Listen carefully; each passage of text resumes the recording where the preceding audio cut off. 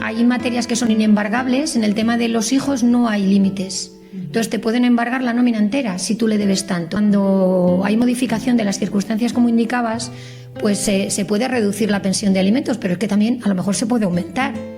Todos los acuerdos que se alcanzan en mediación tienen un 99,9% de cumplimiento. Pero de nuevo yo invito a todas las personas a acudir a la mediación antes de un procedimiento judicial, porque en los juzgados uno sabe cómo entra, pero no sabe cómo va a salir, y erróneamente se piensa que por ir a un juzgado le vas a hacer más daño, y al final los padres son egoístas, porque ahí lo único que le están haciendo daño es a sus hijos.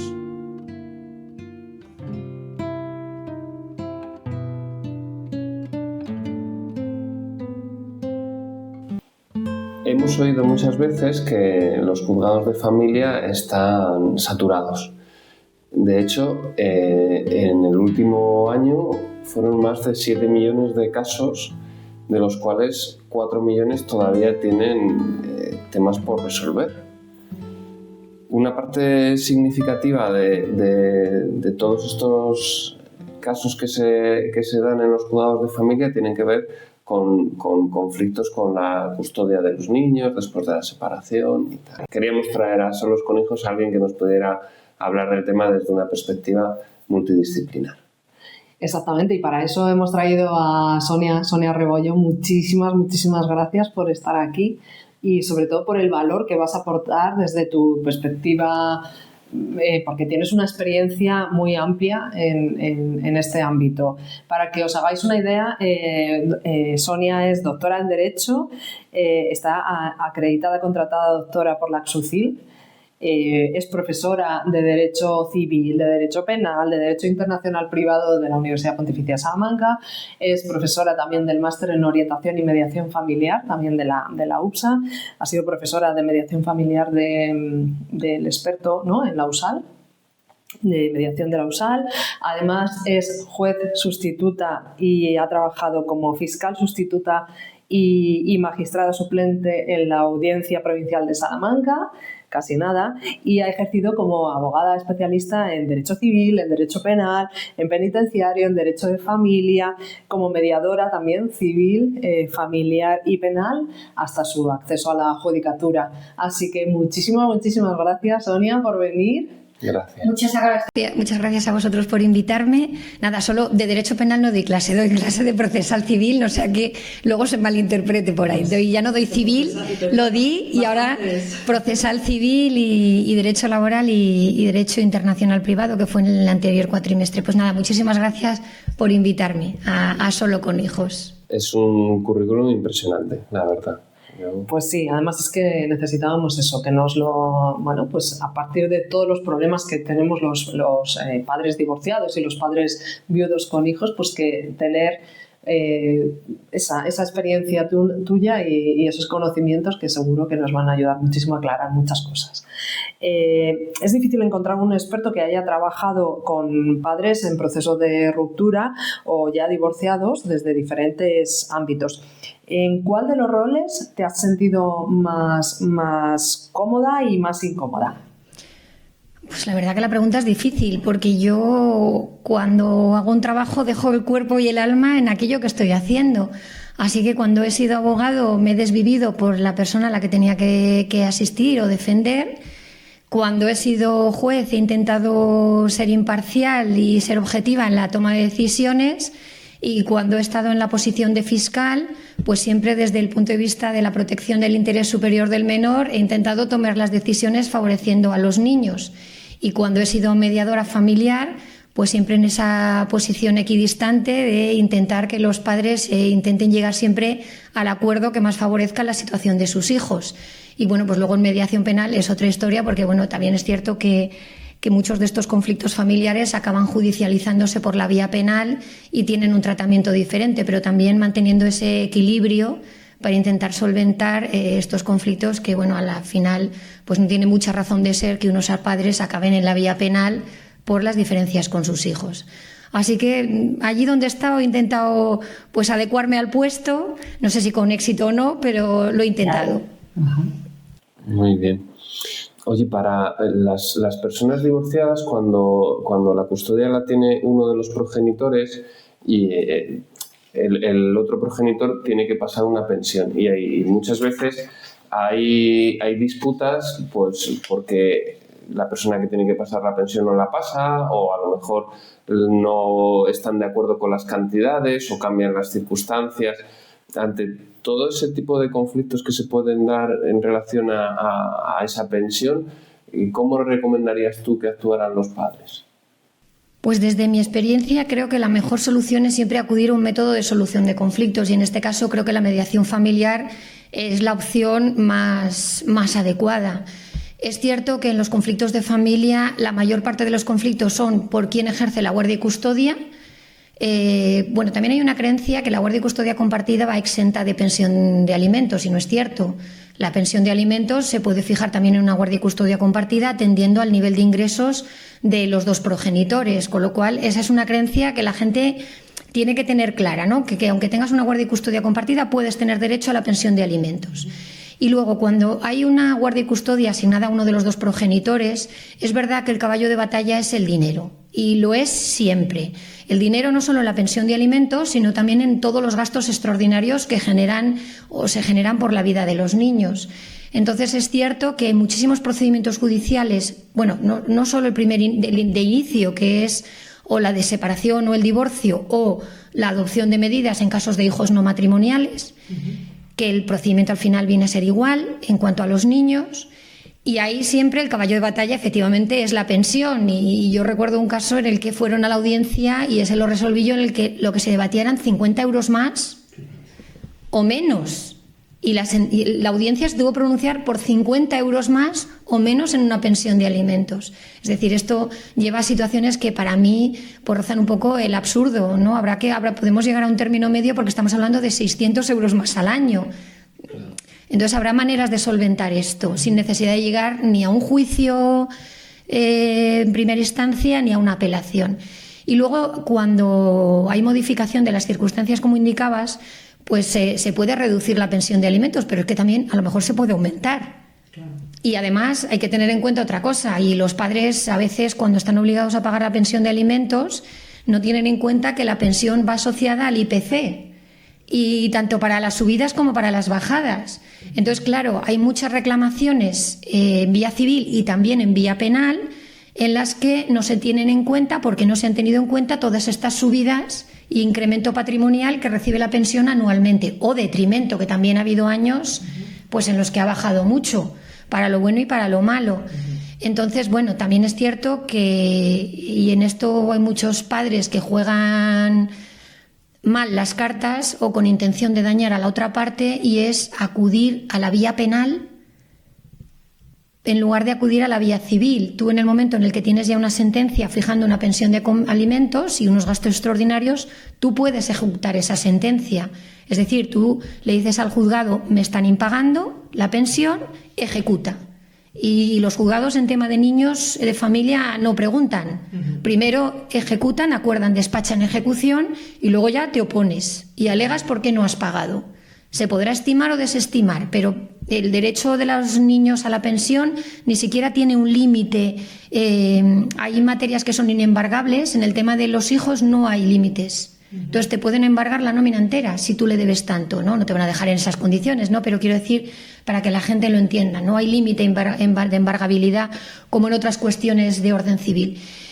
Y claro, hay mucha gente que juega ya, en lugar de ejecutar en vía civil, interpone una demanda penal, ¿no? Una denuncia penal, porque cuando tú dejas de pagar 2 mensualidades consecutivas o 4 no consecutivas, es constitutivo de un delito.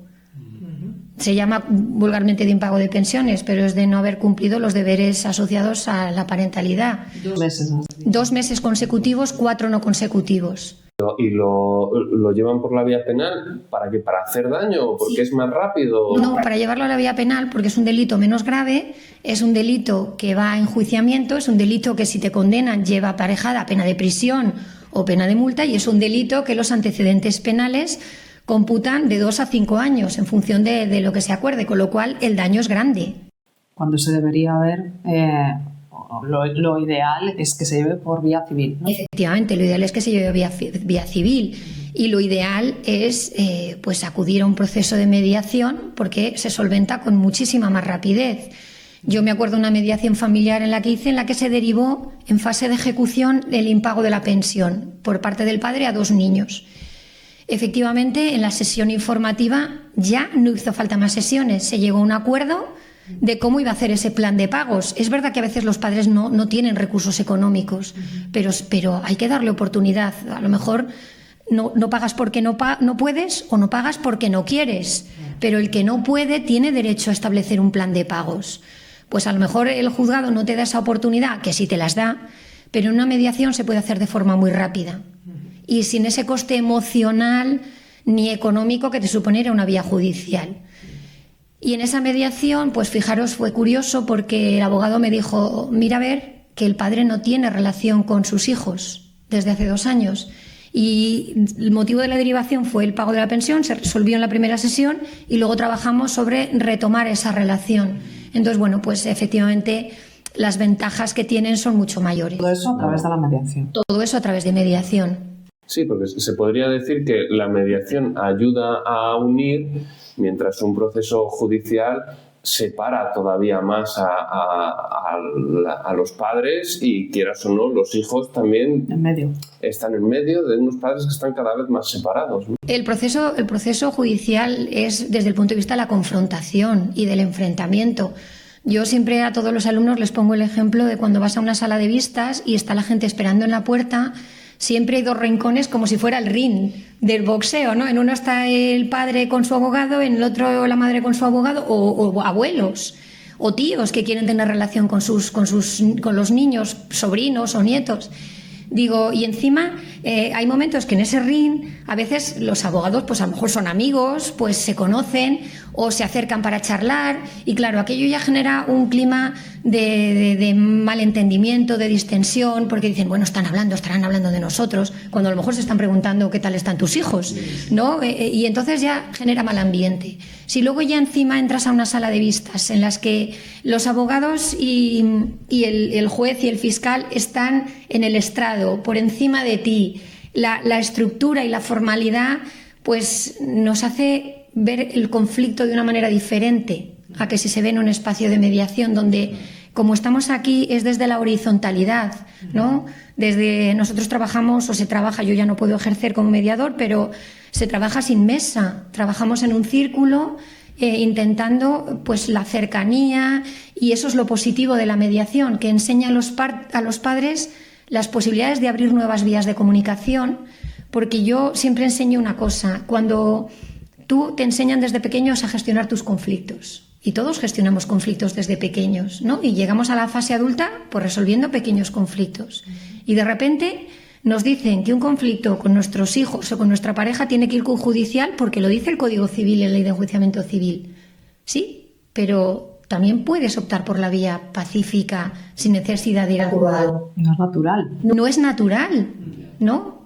Entonces, claro, cuando tú a la gente le haces ver eso, dice, pues es verdad, ¿y por qué no lo voy a poder resolver yo? Entonces, la mediación te enseña estrategias para resolver conflictos y te enseña la toma de decisiones y te enseña a positivizar ese conflicto y a ver todo lo positivo que hay para seguir adelante, ¿no? Y esto genera una cosa maravillosa. Todos los acuerdos que se alcanzan en mediación tienen un 99,9% de cumplimiento, porque al final esto es lo que nos han enseñado y regía mucho en España del pacto entre caballeros. Es que lo hemos acordado tú y yo, es que es mi palabra y la tuya. Entonces, si yo he dado mi palabra y es que es en contra de mí, yo no voy a actuar en contra de lo que te he dicho, es mi palabra. Y mi decisión. Y mi decisión, efectivamente. En cambio, en vía judicial, yo le doy mi conflicto a un tercero, es el abogado que se hace dueño y señor del conflicto jurídico, en el que a mí se me consultan ciertas cosas porque soy parte, pero no participo en el conflicto jurídico, y en el que un tercero, que es el juez, con la decisión, intervención del fiscal si hay niños, toma una decisión. El juez toma la mejor decisión y se preocupa por las partes, se preocupa por los niños, pero al final, en el día a día, ¿quién conoce a la familia? Tú, que es tu familia. El juez no puede saber cuáles son las relaciones con tus hijos, si hay esto, si hay lo otro, pero tú sí. Y tú puedes hacer una plan a medida adaptado a tus hijos y a cada edad de tus hijos. En cambio, un juzgado te da una solución general que al final es parecida a la de todas las familias, con particularidades, pero es general. Y probablemente en una decisión que tome un juez, una de las partes se sentirá perjudicada y con ganas de enmendar ese perjuicio probablemente. Pues mira, además sabes que hay una cosa que se enseña en mediación, que es que en una mediación o en un método de solución de conflictos, puede valer cualquier otro, te enseñan que funciona con el ganar-ganar. Si lo que tú decides, tú cedes, yo cedo, porque al final no deja de ser una negociación, pero ganamos los dos, porque al final yo consigo algo y tú consigues algo. En un procedimiento judicial hay 3 situaciones: ganar-perder, perder-ganar o perder los dos. Y entonces nunca vas a quedar satisfecho. De ahí que haya tantos incumplimientos de sentencias en familia, y por eso se ejecutan tanto, porque es la decisión de un tercero, y por eso la incumplo, porque yo me lo he dicho un tercero, pues que me ejecute. ¿No? Todos hemos oído la frase, a mí lo que me diga el juez. Claro, sí. ¿No? Eso al final no deja de ser un comportamiento adolescente. Me enfado. La responsabilidad además recae en el juez, que es el que me ha dicho a mí, ¿no? Es una forma también de decir, no me voy a implicar en... Hay muchas veces que yo he tenido familias en mediación que, no, yo lo que dice el juez, yo me limito a la sentencia, yo lo que dice la sentencia. Sí, pero la situación ha cambiado. Tus hijos han pasado los años. Esto de hace 3 años o 4 ya no vale porque son adolescentes. Y la situación con los niños ya no, con los adolescentes, todos hemos tenido alguno, yo por lo menos unos cuantos, no es la misma. Entonces hay que aceptar que hay que adaptarse a la nueva situación. Una mediación nos lo ofrece, la posibilidad desde el inicio, una resolución judicial no lo ofrece. Ahora vamos a hablar un poquito más de la mediación, pero antes te queríamos preguntar en cuanto a los regímenes de custodia, nos preguntamos qué posibilidades hay de cambiarlos. ¿Cuál es el mejor camino? Entendemos que hay familias que acordaron un régimen de custodia, pero que, claro, efectivamente las circunstancias han cambiado, la vida ha cambiado, tu situación personal ha cambiado y uno de los progenitores quiere modificar ese acuerdo. ¿Cómo debería proceder? Pues de nuevo me remito a la mediación, porque la vía judicial, por supuesto, está. Aquí hay una cosa que es clara. El Tribunal Supremo ya desde hace unos años dice que el modelo ideal de custodia es la compartida, porque es la que menos conflicto de lealtades genera en los niños, en la que permite tener a los 2 progenitores al mismo tiempo, es la que menos emocionalmente afecta a los niños porque están casi en un reparto temporal igual con los 2 padres. Entonces se tiende a la guardia y custodia compartida. Partimos de que siempre se da la guardia y custodia compartida. A ver, hay excepciones y a veces no cabe. Entonces, solo excepcionalmente, cuando, por ejemplo, tenemos un progenitor que vive en Salamanca y otro vive en Madrid, evidentemente no puede regir un guardia y custodia compartida, pero tendría que ser monoparental a favor de uno de los dos. Ya se vería cuál sería la más adecuada o para cuál de los dos. Y en este contexto, pues cuando los padres ya tienen un régimen de guardia y custodia establecido, sea el que sea, la ley dice que es necesario un cambio sustancial en las circunstancias. Es decir, tenemos que acreditar por qué el régimen de guardia y custodia que teníamos, sea compartido, sea monoparental, ya no funciona y tenemos que cambiarnos a otro. O queremos cambiar a otro. En vía de mediación se puede hacer diluyendo un poco el cambio de circunstancias, es decir, si hay un acuerdo de las partes es lícito, podemos disponer porque siempre es en interés superior del menor, no hay problema, pero cuando hay que hacer ese cambio de modificación de medidas, que es como se llama el procedimiento en vía judicial, hay que acreditar los motivos, hay que acreditar por qué el régimen no funciona, por qué hay que adoptar nuevas medidas, cuál es la posición de los niños, si quieren ellos, cuál es el trabajo que tiene el otro progenitor para hacerse cargo o no poder hacerse cargo, se pueden compartir tiempos, etcétera, etcétera.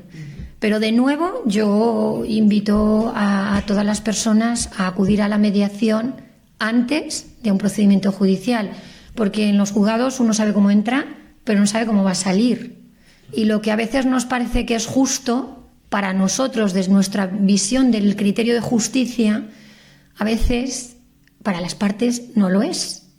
porque cada uno tiene su propio criterio y luego de repente el juez dice que es otro. Yo me acuerdo en un asunto en el que yo estaba como fiscal, en el que los padres decidieron, y esto era una decisión, que cada uno de los hijos iba a ir con uno de los padres. Los niños ya eran de 12, 13 años, estaba claro el motivo. El padre se hacía cargo de un niño, pero la madre no se personó, no compareció al juicio. ¿Por qué? Porque habían llegado a un acuerdo. Aquí nos van a decir, son 2 niños, nos hemos puesto de acuerdo, no va a haber pensión de alimentos, y con eso vuelvo al tema de la pensión, y no va a haber problema. El juez va a decir que vale, cada uno con un... Y entonces lo que nos esperaron es que yo me opusiera. Y dije que cuál era el motivo para separar a unos hermanos. Cuando se supone que los hermanos siempre tienen que ir. Exacto. Pero para que veáis las estrategias que utilizan, a veces con intención de ahorrarse la pensión de alimentos. Entonces yo me opuse y dije que lo sentía mucho, pero que desde el Ministerio Fiscal y en interés superior del menor no iba a aceptar sin un motivo, y que la madre no había comparecido para decidir separar a los hermanos, porque a los niños no se les había escuchado, y entonces que procedía a suspender la vista para un informe del equipo psicosocial y que valorara esa familia. Claro. Es un mundo, la familia es un mundo aparte, y entonces la casuística enseña mucho y lo que nos parece impensable pues existe. Sí, yo estoy sorprendido, la verdad.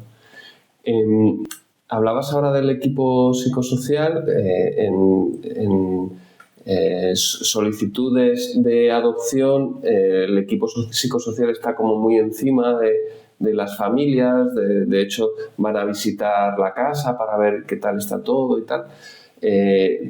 ¿Eso mismo se da en situaciones de divorcio en la que hay que decidir cuál de los padres tiene la custodia? ¿Hay ese seguimiento por parte del juzgado de ver en cuál de las casas puede estar mejor el menor o no? Porque sobre todo el equipo psicosocial, yo lo he vivido en un caso cercano, en el que, claro, el equipo psicosocial atiende a los niños dentro del juzgado, en un despacho frío, no es su casa. Y sin embargo, el equipo psicosocial de cuando decide que la adopción, siempre va a la casa, ve el entorno, ve cómo se relaciona un padre con otro. Pues ¿por qué no se hace lo mismo cuando esto está afectando a los niños? ¿Por qué no van a la casa de los niños o suelen hacerlo? Bueno, la verdad que nunca me había planteado que un equipo psicosocial en un divorcio o en una adopción de medidas o una modificación de medidas fuera a las viviendas. No me lo había planteado nunca. Lo que sí es cierto es que los psicólogos y los trabajadores sociales que están en los equipos psicosociales son personas muy formadas, con muchísima experiencia y mucho bagaje de muchos años. Las salas están preparadas. Por ejemplo, en Valencia, si no me equivoco, aquí en Salamanca no hay cámara GESEL. Las cámaras GESEL son pues salas que tienen una cristalera, es un poco lo de las películas americanas, ¿no? Que te están viendo detrás del cristal. Bien, pues por ejemplo en Valencia hay cámaras GESEL para, si no me equivoco, creo que es en Valencia, para explorar a los niños, de tal forma que, por ejemplo, el psicólogo, el equipo psicosocial está con el niño a través de juegos, a través de técnicas, evalúan a los niños y llegan a conclusiones. Yo creo que hacen un trabajo impecable. Y a veces los padres también, o los letrados, pues dependiendo de las circunstancias, en esas cámaras pueden estar detrás y formular preguntas. Esto generalmente se suele hacer como pruebas preconstituidas en temas más un poco penales, ¿no? Por ejemplo, de agresiones sexuales y tal. Pero en el ámbito de la familia, el equipo psicosocial trabaja en el juzgado porque es donde tiene la sede, entrevistan al padre, entrevistan a la madre, entrevistan a los niños y da igual la edad que tengan, entrevistan a los niños. Yo entiendo que un niño de 4 o 5 años es una persona que ya tiene su propio criterio, y además un niño con 4 o 5 años dice muchas más cosas, porque las dice desde lo más espontáneo, que uno de 10 que puede estar más instruido. Pero son tan profesionales que saben incluso cuando los niños están manipulados. O sea, tienen un conocimiento de la situación que la verdad es digno de admiración. Y luego siempre los informes que hacen, la verdad que van muy, muy acertados. Cuando un juez decide, pues también hay una exploración del menor. Con el Ministerio Fiscal se cita a los padres para que lleven al niño y con carácter previo a la celebración de esa vista, el juez y el fiscal se entrevistan con el menor y se hace un informe de exploración del menor.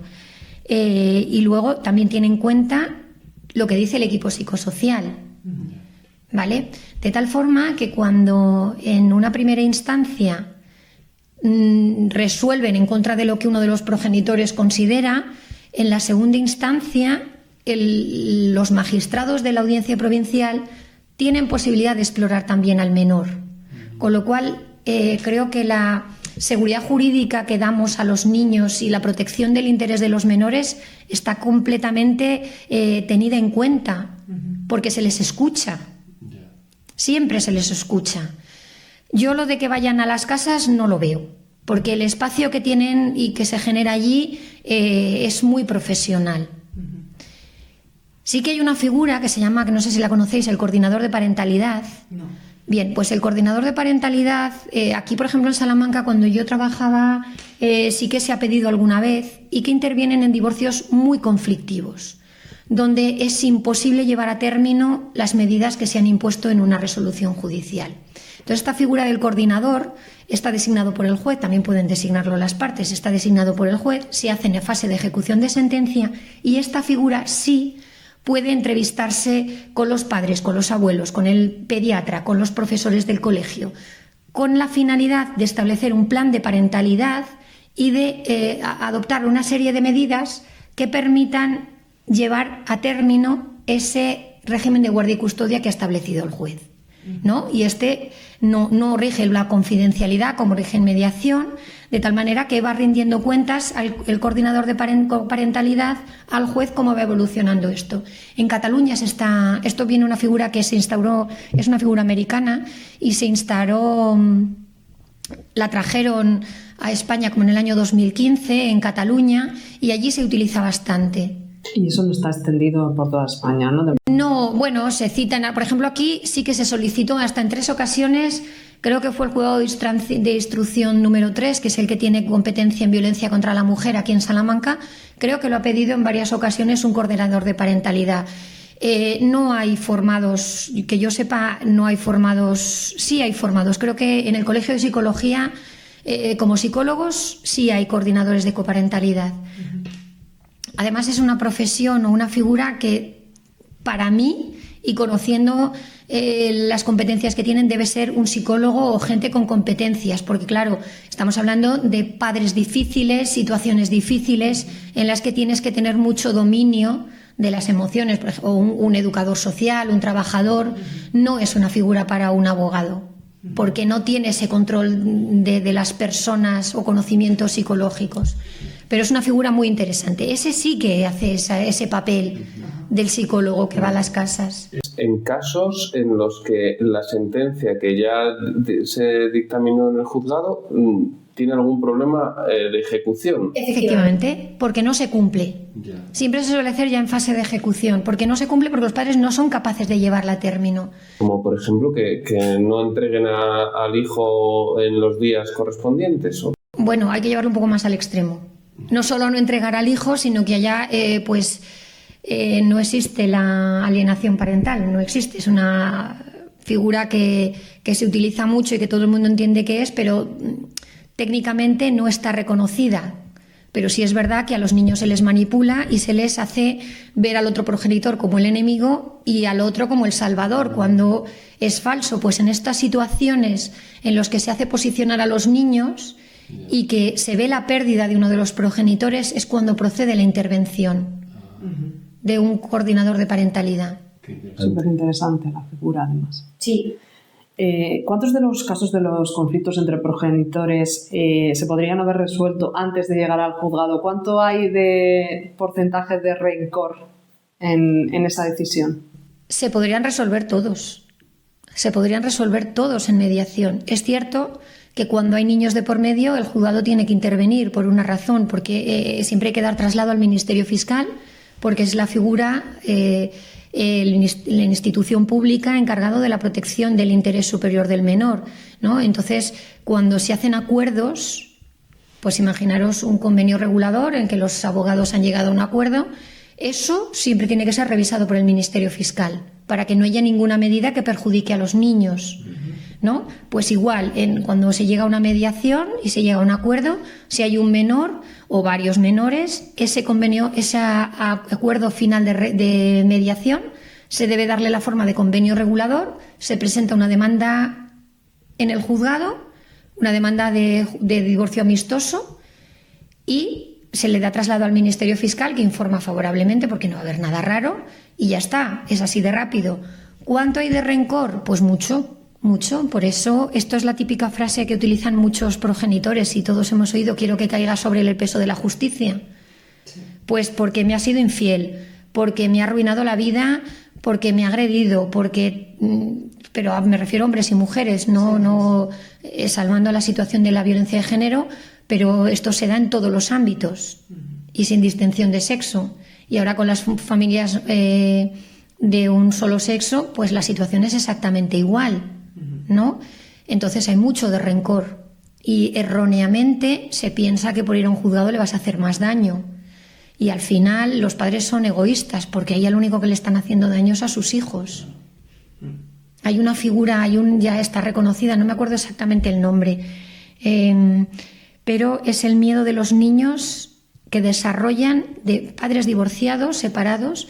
Los niños desarrollan miedo a enamorarse y miedo a tener relaciones en el futuro. Tiene un nombre, no me acuerdo exactamente. No os lo puedo decir, es que no me acuerdo. Entonces, eso ya está reconocido como un síndrome. Los niños tienen este síndrome, tienen hijos divorciados que han sufrido por la separación de sus padres y que desarrollan miedo a enamorarse, miedo a tener relaciones estables. Ahí está. A ver si me va a pasar a mí lo mismo que a mis padres, y no quieren compromisos. Sí, pues porque en su casa solo han visto peleas y discusiones y problemas, y no han visto amor, no han visto cariño, no han visto, al final han vivido así. Claro, los padres, hay una historia muy bonita que es los padres cuando se casan, se forma A más B, el padre y la madre se casan, tienen su corazón, su nido de amor, y de ahí van saliendo los palillitos, ¿no? Los hijos, la descendencia, nuestro árbol genealógico, y cuando de repente se rompe el matrimonio, ese corazón que teníamos al principio lo sacamos de la pareja, pero lo centramos en los hijos, ¿no? Nos ponemos el padre con cada uno de los hijos, la madre con cada uno de los hijos. La familia se mantiene, pero es un concepto distinto de familia.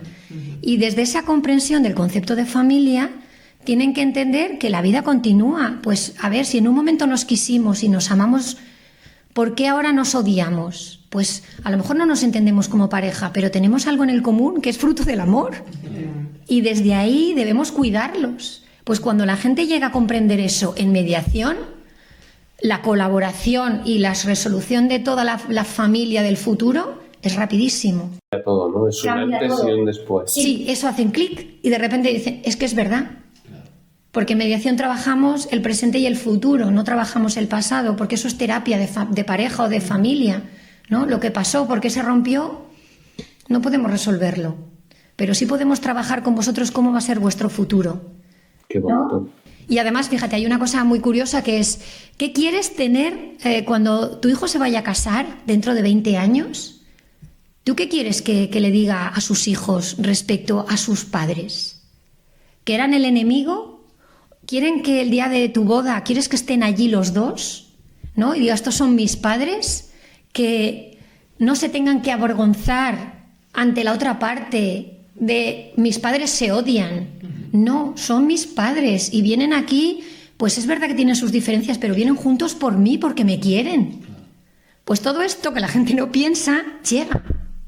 Y el daño que se hace a los niños es inmenso. Sí, porque los niños al final, hasta una edad, y yo creo que es una edad mucho más tardía de lo que a simple vista puede parecer, toda su vida son los padres. Sí. Entonces, claro, si sus padres no funcionan bien, su vida no funciona bien. O sea, es que les causa una inseguridad tan grande esa desestabilización de su núcleo, que es que no tienen más, no hay nada más que les defina. Son demasiado pequeños para definirse por su trabajo, o por sus aficiones, o por sus amigos. Son sus padres. Sus padres, y no quiero dejar de nombrar a los abuelos. También. Figuras, abuelos y de familia extensa, primos, tíos. O sea, el desarrollo emocional de un niño va asociado a los abuelos. Y tienen que tener esa figura. Yo tengo a uno de mis abuelos, murió cuando yo tenía 4 años, lo tengo idealizado. Para mí es como mi ángel de la guarda, o sea, mi abuelo. Me pasa igual. Sí, mi abuelo, o sea, yo para mí es alguien que está ahí, fíjate. Entonces creo que si yo con 4 años que morí, cuando yo tenía 4 años, él murió, si yo lo tengo así, los niños que pueden crecer con sus abuelos, porque crecen con el sentimiento de me quieren, de sentirte querido. Entonces no hay que dejar, cuando una familia se rompe, no hay que privar a los niños de poder seguir con la familia. Bueno, eso tú lo hiciste muy bien, ¿no? Sí, yo como viuda lo primero que dije fue eso. Mi hijo no ha perdido a un padre, a su papá, pero no ha perdido a una abuela, no ha perdido a una tía, no ha perdido a toda la familia extensa que le quieren con locura. Y o sea, mi propósito es que vea a mi familia, pero que vea también a la familia de su papá. Y yo creo que en muchos casos de personas viudas eso se pierde. Y yo, fíjate, que te voy a decir ahí una cosa. ¿Y sabes qué pierden? La relación con su padre.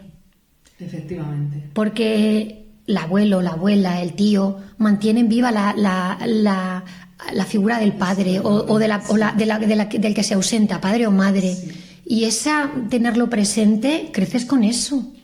Yo perdí a mis padres y mis hijos tienen la figura de el abuelo, la abuela. Yo les hablo de ellos. Es muy importante. Y es muy importante. No los tienen, no los han conocido ninguno de los dos.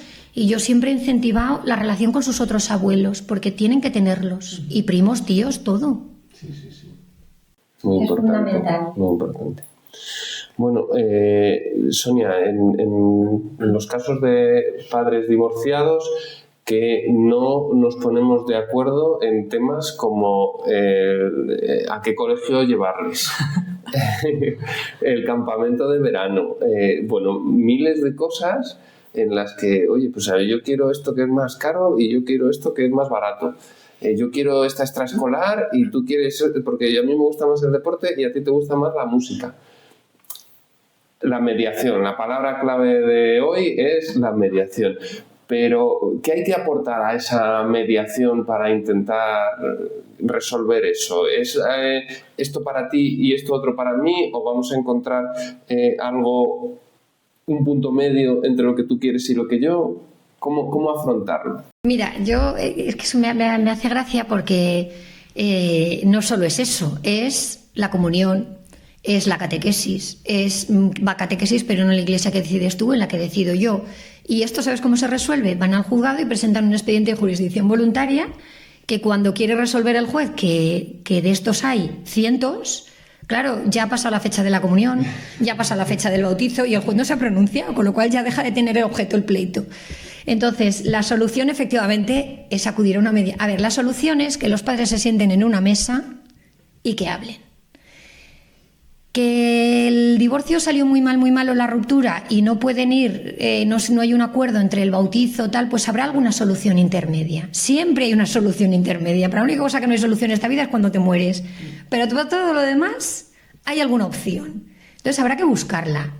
Si yo no soy capaz, como padres no somos capaces, pues habrá que buscar ayuda. Desde luego, mi recomendación, por la rapidez de los trámites, es mucho más rápido ir a una mediación. Y bueno, pues si tú cedes en el bautizo o en la catequesis, pues venga, a cambio de ello cedo en esto. ¿Qué pasa? Que si todo esto lo hemos trabajado previamente en un proceso de mediación, ya está todo trabajado. Porque no se trabaja, en una mediación no trabaja solo con la guardia y custodia, con el régimen de visitas, con la pensión de alimentos, con los gastos, no. Podemos trabajar con la familia extensa, podemos trabajar con los abuelos, quiero decir, de temas. Podemos trabajar con el régimen de campamentos, de cómo van a ser las extraescolares, quién va a pagarlas, quién no va a pagarlas. Y todo se negocia y todo queda por escrito y esto nos dura años. Porque los mediadores ya de antemano saben cuáles son los temas que van a preocupar a futuro y lo podemos prever. hasta el punto que yo para niños de 12 y 14 años ya he hecho hasta la extinción de la pensión de alimentos cuando tengan 25 o 26 años. Siempre que en ese momento pues ya hayan terminado los estudios, que lo hayan estudiado con provecho, que ya no vivan en la casa, ¿no? Con los requisitos que exige la ley y marca la jurisprudencia, pero ya hecho a futuro. O sea, en una cosa he hecho 3 o 4 pleitos. Claro. Sí. Y esto lo tengo todo atado, que es a futuro. Claro, y yo siempre les digo, y esto que habéis firmado a un cajón. Porque hasta aquí habéis llegado a vuestros propios acuerdos, con lo cual en el día a día gestionaros en la función de las necesidades del día a día. Pero ahora con tu respuesta me surge una duda. Imagínate que uno de esos aspectos yo no lo contemplamos en nuestro proceso de separación y surge ese conflicto. Si yo lo quisiera llevar por la vía judicial, lo tengo claro, cojo un abogado, llamo a un abogado y le cuento. Pero si yo quiero recurrir a la mediación, hago lo mismo, busco un mediador en internet, ¿o cómo se hace?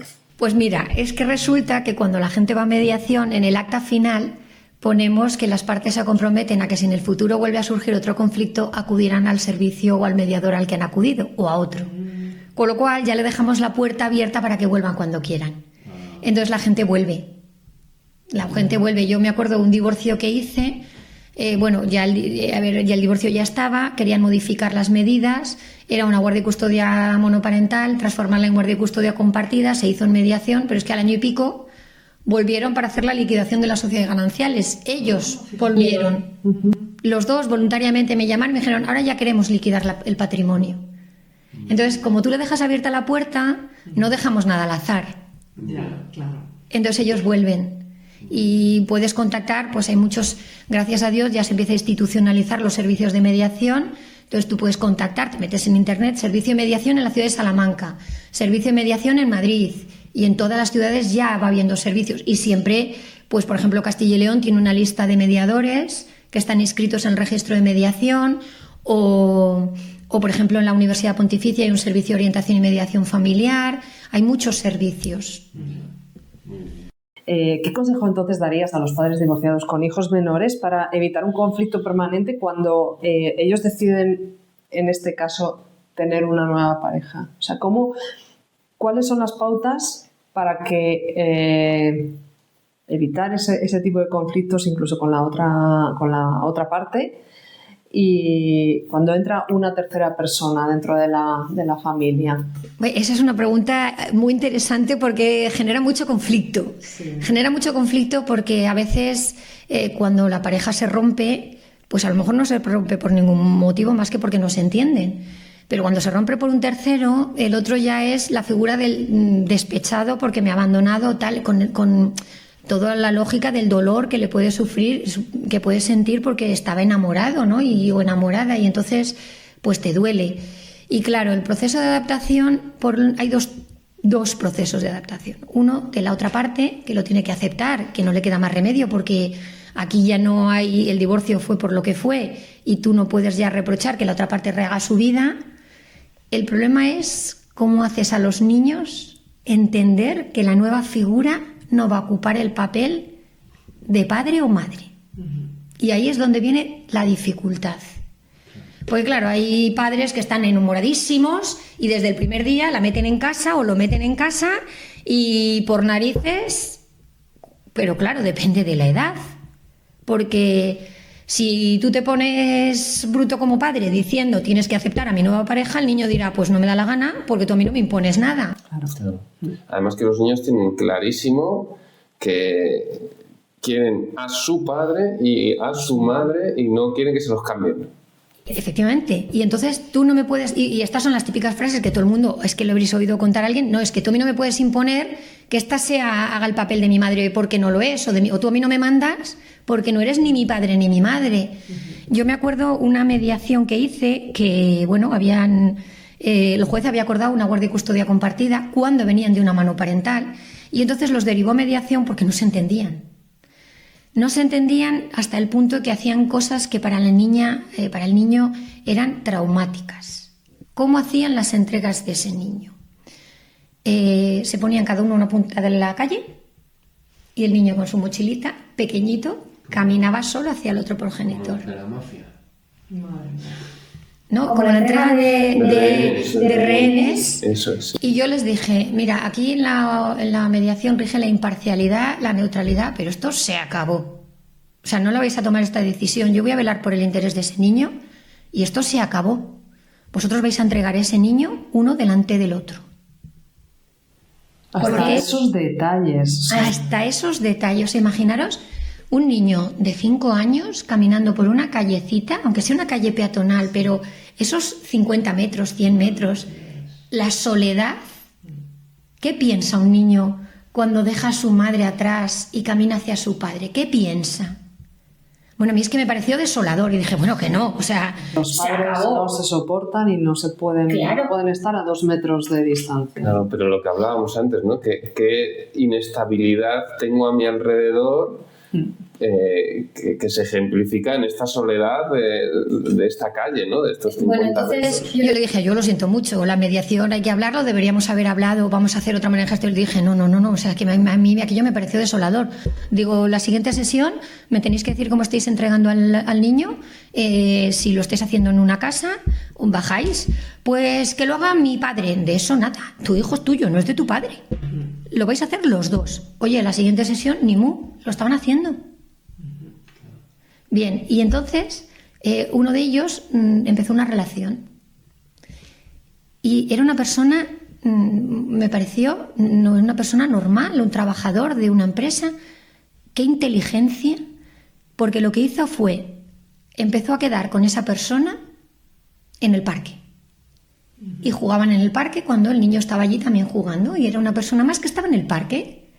Y entonces, pues un día del parque se iban a tomar un café, otro día se iban a tomar un chocolate, otro día daban un paseo y de repente esa persona empezó a entrar en la vida del niño.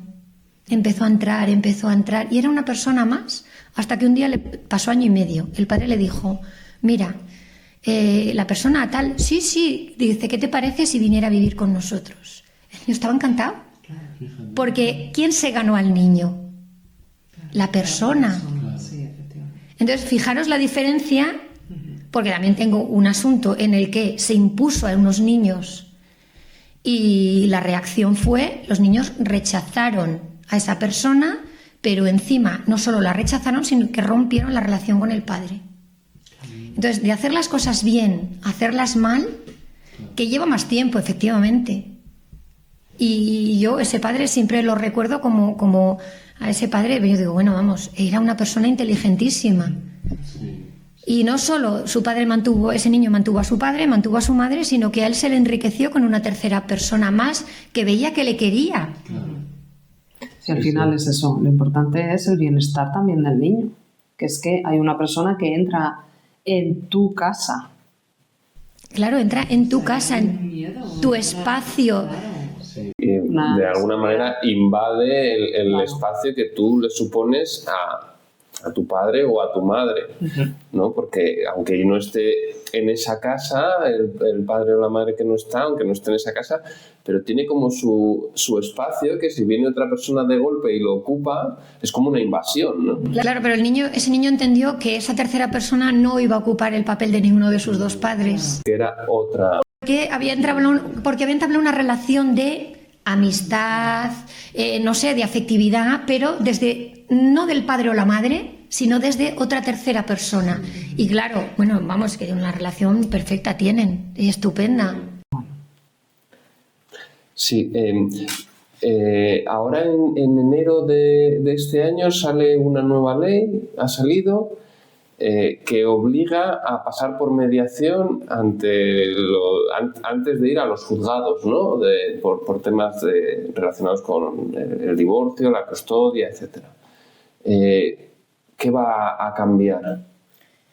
Bueno, yo no soy muy positiva con la ley. Es la Ley Orgánica 1/2025 de 2 de enero de eficiencia de la Administración de Justicia y lo que hace es una reforma de las leyes procesales y otras muchas, obligando a introducir en todo conflicto con carácter previo un método de solución de conflictos. Dentro de esos métodos de solución de conflictos habla de la mediación, habla de la conciliación privada, habla de la negociación entre particulares y negociación con abogados y habla del derecho colaborativo. Entonces, incluye una cosa que, ahora ya se llama requisito de procedibilidad, de tal forma que para poder proceder a la vía judicial es requisito previo acudir a un método de solución de conflictos. Está claro que en materia de familia va a tener que ser la mediación sí o sí. No tiene sentido una conciliación al estilo americano de nos sentamos en una mesa, ¿no? Esto de las películas y tú hablas de un lado con tu abogado y yo hablo del otro y negociamos, ¿no? Eso es muy conciliación, o incluso podrías traer la figura del derecho colaborativo para que sea así más visual. Toda ley tiene trampa. Sí. Toda ley tiene trampa. Yo no la voy a decir, pero toda ley tiene trampa. Efectivamente, te pueden obligar y además, fijaros, hay una cosa que es muy importante. La mediación tiene un principio fundamental recogido en resoluciones de la Unión Europea, que es el principio de voluntariedad. Es decir, tú vas a una mediación porque quieres, estás porque quieres, te mantienes allí porque tú lo decides y te vas cuando quieres. Cuando te obligan a ir a una mediación, ya no es voluntariedad. El anteproyecto anterior de ley de mediación, del 2019, la llamaba obligatoriedad mitigada. Vamos a ver, que esto es voluntario, que tú no me puedes decir cómo tengo que resolver mis conflictos. Pero claro, la ley se ha olvidado de una cosa, por eso a mí no me parece una ley, una buena ley. No me parece que venga a resolver nada, me parece un poco para cubrir el expediente. Porque si tú no obligas a acudir a una sesión, ahora la llama inicial, si tú no obligas a las partes a acudir en lugar de sesión informativa, que es como se llamó siempre, ahora la llama sesión inicial, si tú no los obligas a ir a una sesión inicial, la obligatoriedad tiene que estar ahí, no en la mediación, sino en la obligatoriedad de informarte qué es la mediación y para qué sirve. Con lo cual, si no te obligan a ir, entonces ahí sí que protegerías ese principio de voluntariedad. Solo te obligo a ir a la sesión informativa o inicial, no te obligo a estar en mediación. Y luego tú decides si tú decides, pero claro, ahora te dice requisito de procedibilidad, tiene que ir a un método de solución de conflictos. Dice método adecuado de solución de conflictos la ley, a mí es que el nombre me parece feo. Porque es que luego utilizan la abreviatura MASC. Sí, MASC. MASC. Bueno, en fin, esto de poner nombres a las cosas. Creo que es más adecuado hablar de un método de solución de conflictos. Ya veremos si es adecuado, es alternativo o es complementario, ¿no? ¿Por qué tenemos que adjetivarlo? ¿Es un método de solución de conflictos o de controversias? Entonces, al final, es una forma de no colapsar los juzgados, ¿no? No, de hacer que los procesos se alarguen más. Pero esos métodos de solución de conflictos ¿van a derivarse dentro del juzgado? Es que la ley dice que hay dos vías. Una, efectivamente. O sea, a ti te están obligando a buscar un método adecuado de solución de conflictos pagándolo, ¿no? Antes de llegar a juicio. Con lo cual, encima encareces más. Claro. Y lo alargas.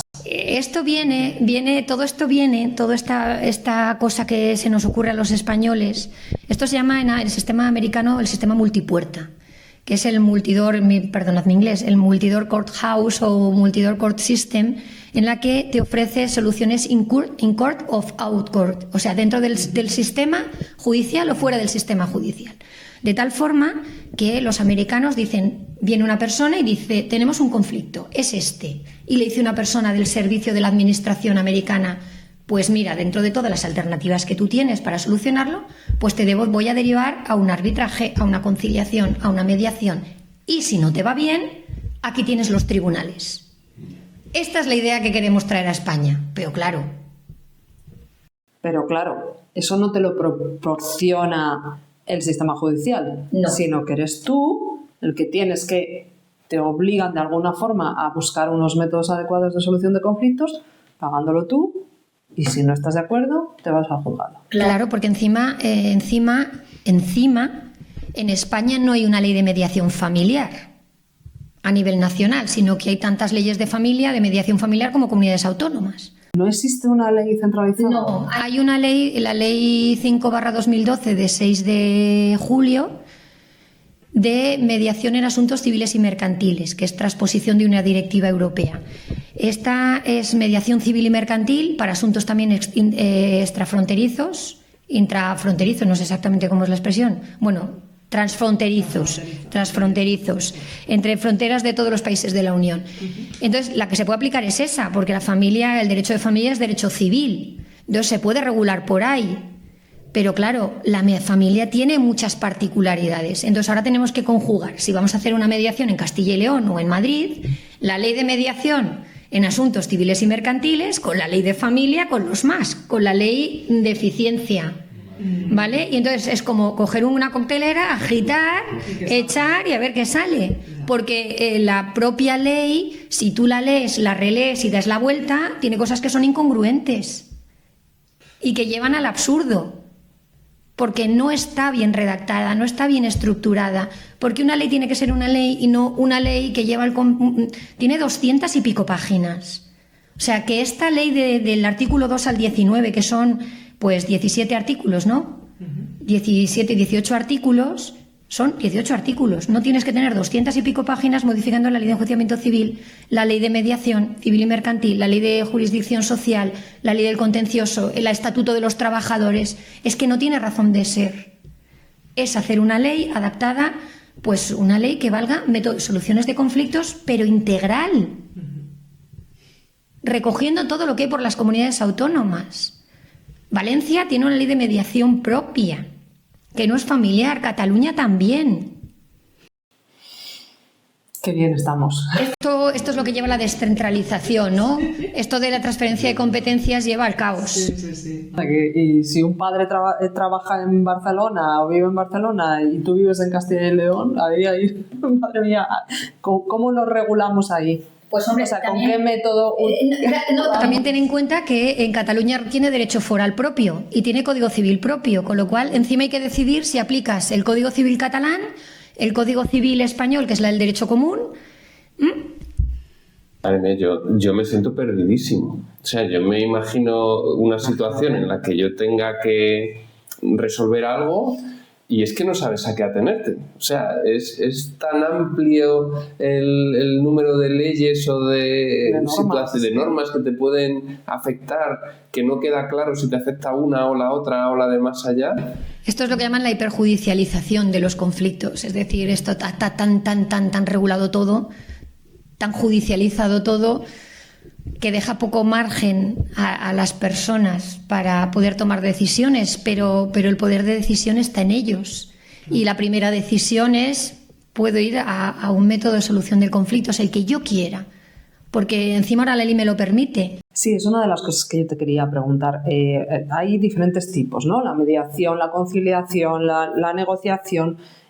¿Cuál es realmente positivo? Bueno, ya nos has hablado del poder de la mediación, pero ¿vale cualquier método o no? Claro, aquí la cuestión es, se clasifican en métodos autocompositivos y heterocompositivos. Los métodos autocompositivos, los métodos heterocompositivos son o el arbitraje o los juzgados, es decir, en la que un tercero decide por nosotros.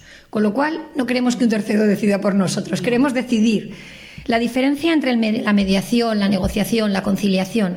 En una negociación son las partes las que directamente negocian, con lo cual es pues un tira y afloja y al final llegar a un acuerdo. Yo creo que es lo más lícito, que las partes sean capaces de negociar y da igual que sean unos progenitores. Esto, pues por ejemplo, imaginaros en un contrato de arrendamiento entre el arrendador y el arrendatario, en una compraventa, o sea, vale para cualquier ámbito del derecho. También cabe una negociación con abogados, ¿no? En los que los abogados tienen el papel de asesorar o incluso intervenir. Bien, pues es lícita porque ahí están interviniendo dos partes, ninguno se impone, no hay ninguno tercero decidiendo por ti, pero en una conciliación sí hay un tercero decidiendo por ti. Y esa es la diferencia. ¿Queremos que decidan por nosotros o queremos decidir nosotros? Y esa es la diferencia de la mediación y la conciliación. En la mediación siempre hay un tercero, en la conciliación también hay un tercero, pero el conciliador da una opción, da soluciones, el mediador no da soluciones, ayuda a las partes a buscar soluciones. Y al final las decisiones o las soluciones son de las propias partes, no del mediador, cosa que no se puede decir lo mismo en conciliación, donde el conciliador puede ofrecer la solución. Y si a las partes le viene bien, pues esa es la solución. ¿Pero de quién es la solución?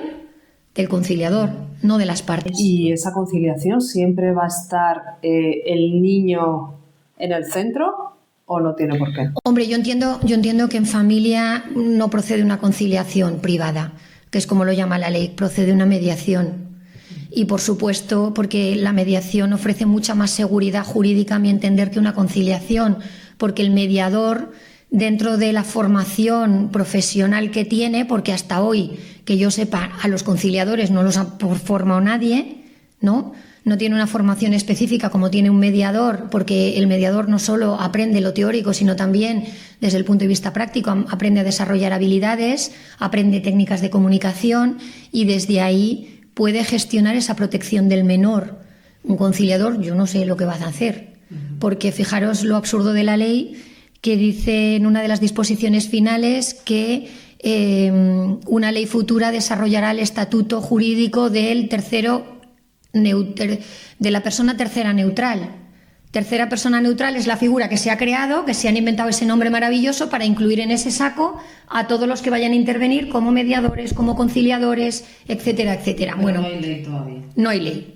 Pero absurdo de la ley que una disposición adicional dice que nos remitirá a una ley que regule la figura del tercero, de la persona tercera neutral, y luego en el propio articulado dice cuáles son las competencias del conciliador. Eso digo yo. ¿Y para qué haces eso? Si dices que después va a ser esto otro. Dilo ya, ¿cómo? O no lo digas. Entonces estas son las cosas que tiene pues una redacción de rápida y de no leerla y releerla. Yo entiendo que la Comisión de Codificación hace una labor maravillosa y son expertos juristas, pero hay temas en los que no solo hay que ser jurista, sino hay que ser experto. Y lo que adolece es de expertos que sepan cómo va en la práctica, porque los métodos de solución de conflictos son métodos informales, no son rígidos, porque no están sujetos a una ley que te diga qué hacer en cada momento. Es decir, si tú te coges una ley procesal como la ley de enjuiciamiento civil, nos dice lo que tenemos que hacer en cada pauta antes de presentar la demanda, después de presentada la demanda, en la contestación a la demanda, en la prueba, en lo que va a decir el juez, el Ministerio Fiscal. Nos lo dan todo hecho y tenemos que seguir la guía. En una mediación no. Claro. No hay guía. No hay guía. Es la que los expertos y los profesionales conocen. En función de cada caso particular. Efectivamente. Esto hay una frase que se utiliza mucho en mediaciones, que en una mediación cortas el traje a medida. Y aquí en mediación se corta el traje a medida de la familia. Y quien mejor conoce a la familia es la propia familia, no un tercero que no te conoce de nada. Así que bueno, pues a ver qué pasa con la ley. A ver, porque entra en vigor el 3 de abril. Le está tiempo todavía. Hombre, le queda un mes. Queda un mes y medio. Estaremos atentos, ¿no? A ver no sé cómo lo van a llevar, porque para llevar a cabo todo esto lo primero que hay que hacer es tener instituciones e institucionalizar los servicios, para lo cual hace falta espacio, dinero y profesionales. Con lo cual, pues esto es de nuevo empezar la casa por el tejado. Y fijaros si esto es así, que en el año 2015 se aprobó el Estatuto de la Víctima del Delito, y os traigo a colación por esto. Esto viene también derivado de una transposición de una directiva comunitaria. Y en este Estatuto de la Víctima del Delito deriva a las víctimas de los delitos a los servicios de justicia restaurativa, que no existen. Qué bien. Que no existen. 2015, vamos a pasar 10 años. Existen en el País Vasco, que además ya se llaman, al principio se crearon como servicios de mediación penal, ahora ya se llaman servicios de justicia restaurativa, pero no existen. Si no creas los servicios, ¿cómo vas a derivar a las partes?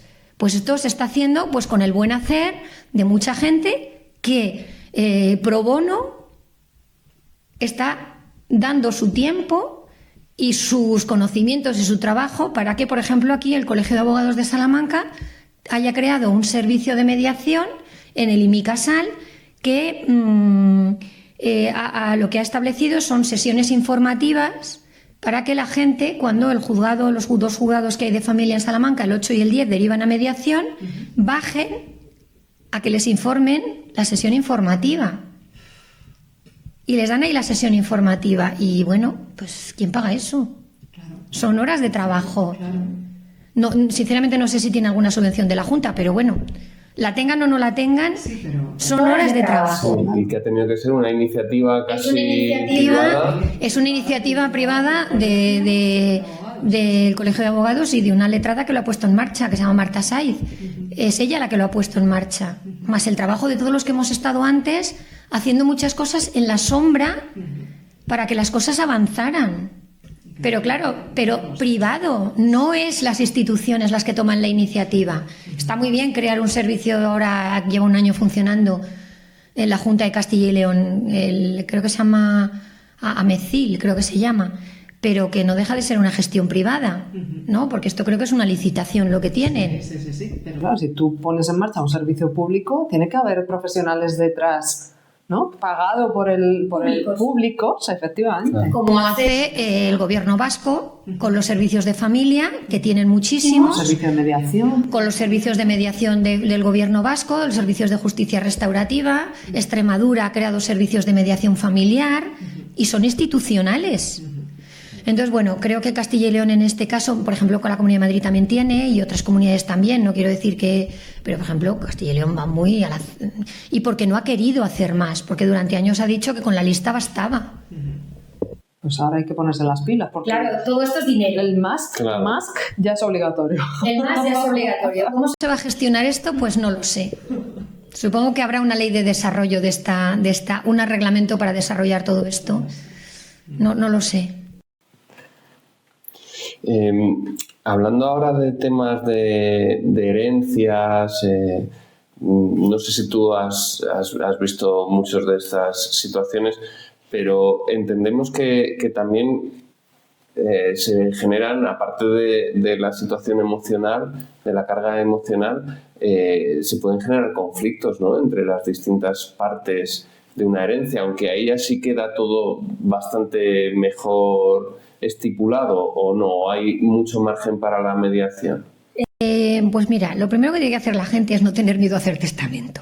Que parece que porque eres joven y haces testamento, ya dices, ¡buf, qué mal rollo! Pues no, lo primero que hay que hacer testamento. Evitas un procedimiento ab intestato, que es cuando no tienes hecho el testamento, tienes que designar a los herederos y se hace vía judicial, ¿no? Bueno, pues cuando hay hijos y descendientes, ascendientes y familia, no hay problema. Claro, lo primero que hay que hacer es hacer testamento, da igual que tengas 20, 20 y tanto, pero cuando empieces a trabajar, hazte el testamento y haces una cosa general, pero por lo menos lo tienes. Pero fijaros, hay una cosa que la gente no sabe y es que en los testamentos puedes poner una cláusula que derive esa mediación. Ah, mira. Claro, si tú obligas a tus herederos o tus futuros herederos a acudir a mediación ante cualquier conflicto, ya estás evitando el procedimiento judicial. Qué bueno. Qué bueno. Incluso con una pequeña sanción, ¿no? Porque si va a ser tu heredero, pues si es tu hijo, evidentemente tienen derecho a la legítima, pero los otros 2/3 no tienen por qué acrecer al heredero legítimo universal, ¿no? Tú la mejora, a lo mejor, o la libre disposición, dice, si no llegas a un acuerdo, te veo privado del tercio de libre disposición, ¿no? Y los notarios también tienen competencias. Ahora mismo, de hecho, la ley lo dice, que los jueces de paz, los notarios, los registradores y el letrado de la Administración de Justicia va a tener competencias en mediación, en métodos de solución de conflictos, no vamos a ponerle...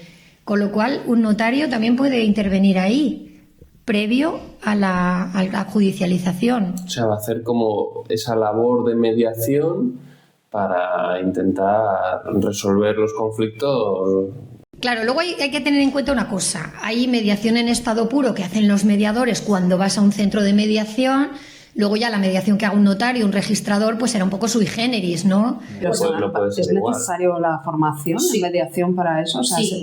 ¿se tiene que acreditar como mediador? Sí, yo entiendo que sí, porque además la propia ley remite a un articulado concreto de la regulación, pues, de la ley de enjuiciamiento civil en el caso de los letrados de la Administración de Justicia o de los jueces de paz. Creo que en el caso de los notarios a la ley del notariado, creo que la ley hipotecaria a los registradores, si no me equivoco, con lo cual todo está regulado. Así que en un testamento lo ideal es hacer testamento y encima poner una cláusula derivando a un método de solución de conflictos.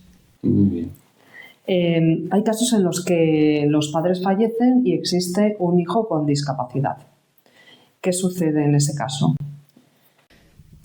Pues si los padres fallecen y el niño es menor, ese niño pasará a tener la tutela de un mayor de edad, que puede ser un familiar, o en todo caso, de si no tiene familiar, pasará a alguna administración que lo tutelará. Cuando es mayor de edad hay que establecer unas medidas de apoyo, porque la Ley 8/2021 así lo establece, que toda persona con discapacidad ya no está sujeta a tutela. Ese concepto de su tutor eso ya ha desaparecido. Tiene que tener unas medidas de apoyo en las que se adoptarán unas medidas de apoyo asistenciales o representativas en función del grado con discapacidad. Y ahora la ley excluye expresamente la mediación en los casos de discapacidad. No pueden ir, yo no lo comparto. Yo no lo comparto, porque una persona puede tener una discapacidad y solo necesitar medidas de apoyo asistenciales, es decir, para ir al médico, pero puede ser capaz, aunque tenga un 60% de discapacidad, para decidir con quién quiere ir o quién quiere que le cuide, ¿no? Si es menor de edad, desde luego lo primero que hay que asignar la tutela a alguien por ser menor de edad, y cuando es mayor, unas medidas de apoyo. Es más delicado. Es más delicado.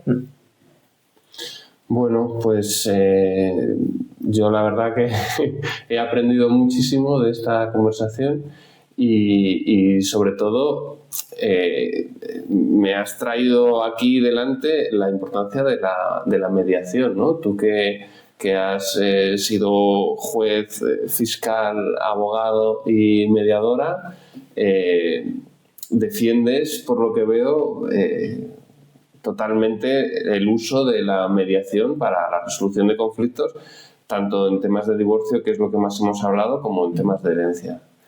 Sí, y además es que, insisto, es que al final, cuando tú tienes el control de tu propio conflicto, tú puedes decidir sobre él. Está muy bien, y de hecho para eso están los juzgados, los tribunales, para eso están. Cuando no haya más remedio y el asunto está muy enconado, pues para eso está un juez, para resolverlo, y hay que ir a los juzgados. No puede tomarse la justicia por su mano. Lo que pasa que antes no podemos dejar los conflictos siempre en manos de terceros, tenemos que responsabilizarnos, y los padres tienen que asumir esa corresponsabilidad y esa responsabilidad, esa posición responsable de asumir que tienen que decidir sobre la vida de sus hijos y que son ellos los padres, ¿no? Una autorresponsabilización, un trabajo de autorresponsabilizarse. Cuando esto empiece a cambiar la mentalidad de la gente, se darán cuenta que llegaremos mucho más lejos, ¿no? Porque al final todo esto de intentar resolver los conflictos, que los niños aprendan, esto ya se está enseñando en los colegios. En los colegios ya hay programas de pacificación en los que los propios alumnos de cuarto, primero de bachillerato son mediadores en los conflictos que tienen los niños. Pues cuando aprendan los niños a gestionar los conflictos de otras maneras, pues todo eso pasará a la sociedad. Así que vamos todavía un poco por los pañales. Los padres también tenemos que aprender mucho, ¿no? Sí. Claro. Qué buen ejemplo para nuestros hijos llegar a un acuerdo con nuestra expareja en vez de ir a los tribunales, ¿no? Sí, por supuesto. Por supuesto. Sonia, de verdad, muchísimas gracias. La verdad es que eres un libro abierto. Bueno, muchas gracias. Yo lo poquito que sé lo comparto. Y es súper fácil, fíjate que es un tema bastante complicado de entender, y yo creo que a la gente que nos vea les va a ayudar muchísimo y les va a orientar, y por lo menos poner sobre la mesa, ¿no?, cómo está toda la parte del sistema judicial y todas las alternativas y soluciones que se le pueden dar antes de llegar a eso. Así que muchísimas gracias. Muchísimas gracias. Muchas gracias a vosotros por invitarme, y a los que vayan a verlo, que a veces es verdad que el conflicto cuando te llega es un golpe fuerte, pero hay que tener la sangre fría de esperar y de asentarse antes de tomar decisiones, porque tomar decisiones en caliente pues nunca son buenas decisiones. Así que nada, muchas gracias por invitarme.